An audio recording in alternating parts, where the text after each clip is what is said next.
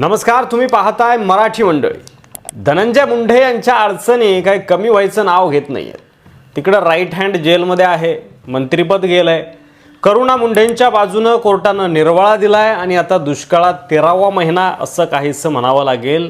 अडचणी आणखी वाढत आहेत। करुणा मुंडे यांनी न्यायालयात आता आणखी एक याचिका दाखल करत मोठी मागणी केली आहे। थेट काय मागणी केली आहे आणि काय याचिका दाखल केली आहे, चला तर बघूया। मला सतत धमक्या येत आहेत, माझे अंघोळ करतानाचे व्हिडिओ टाकण्याची धमकी मला दिली जात आहे, माझ्या मुलीला उचलून घेऊन जाण्याची धमकी मला हे लोक दररोज माझ्या व्हॉट्सअपवर देत आहेत। तुम्ही कोर्ट केस माघारी घ्या, तुम्ही धनंजय मुंडे यांची आमदारकी रद्द करण्यासंदर्भात जी याचिका दाखल केली आहे ती माघारी घ्या, घरगुती हिंसाचाराची केस माघारी घ्या, असे हे लोक मागण्या करत आहेत आणि त्यासाठी मला धमकावलं जात आहे। त्या संदर्भात मी याचिका दाखल केलेली आहे। धनंजय मुंडेंची जी प्रॉपर्टी आहे त्या 500 कोटी रुपयांच्या संपत्तीचे ओरिजिनल कागदपत्र माझ्याकडे आहेत। त्यांची 5000 कोटी रुपयांची संपत्ती आहे। त्या संदर्भात आज मी न्यायालयात याचिका दाखल केलेली आहे। आमचा जोपर्यंत निकाल लागत नाही तोपर्यंत ही संपत्ती कोणालाही खरेदी विक्री करता येऊ नये अशी माझी मागणी आहे। सगळ्या संपत्तीवर स्टे आणला जावा, अशा प्रकारची याचिका आता करुणा मुंडे यांनी केली आहे।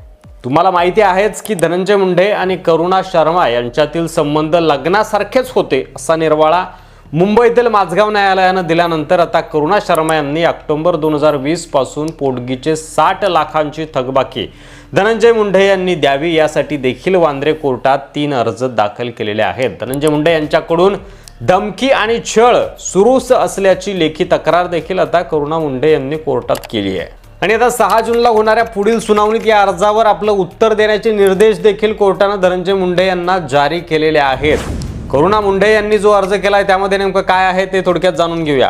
माजी मंत्री आणि आमदार धनंजय मुंडे हे कोर्टाच्या आदेशांना न जुमानता आपल्याला दररोज धमक्या आणि एआयच्या माध्यमातून मॉर्फ केलेले व्हिडिओ आणि फोटो पाठवून आपला छळ करत असल्याची लेखी तक्रार करुणा शर्मा यांनी कोर्टाकडे केली आहे।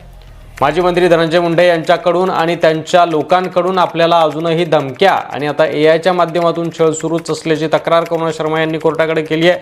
तसेच कोर्टानं पोटगीबाबत जो काही निर्णय दिला होता, दिलेल्या आदेशानुसार 60 लाखांची वसुली आणि करुणा यांच्या मालकीच्या संपत्तीची विक्री करू नये असे आदेश देण्याची मागणी करत करुणा शर्मा यांनी कोर्टात नव्याने अर्ज केलेले आहेत। कोर्टाच्या आदेशानंतरही धनंजय मुंडेंकडून धमक्या आणि छळ सुरूच।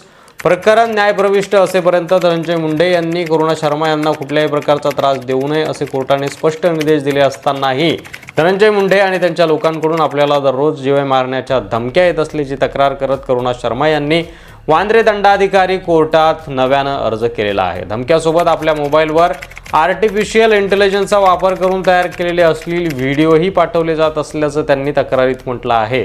ज्या व्हिडिओ आणि फोटोत आपण नाही तरीही त्यात आपण असल्याचं दाखवून आपल्याला मानसिक छळ केला जात असल्याचा आरोप करुणा शर्मा यांनी केलाय। तसंच कोर्टाने दिलेल्या आदेशानुसार दरमहा 2 लाख रुपये या हिशोबाने साल 2022 पासून आपण आजवर 60 लाख रुपये पोटगीस पात्र असल्यानं त्याची कोर्टाने धनंजय मुंडे यांच्याकडून वसुली करावी अशी मागणी देखील करुणा शर्मा यांनी कोर्टाकडे केली आहे। तसेच आपल्या नावावर असलेल्या मालमत्तांची विक्री करण्यास मज्जाव करण्याचे आदेशही कोर्टाने जारी करावेत अशी मागणी करत 3 स्वतंत्र अर्ज करुणा शर्मा यांनी आपले वकील चंद्रकांत ठोंबरे यांच्या मार्फत कोर्टापुढे सादर केलेले आहेत।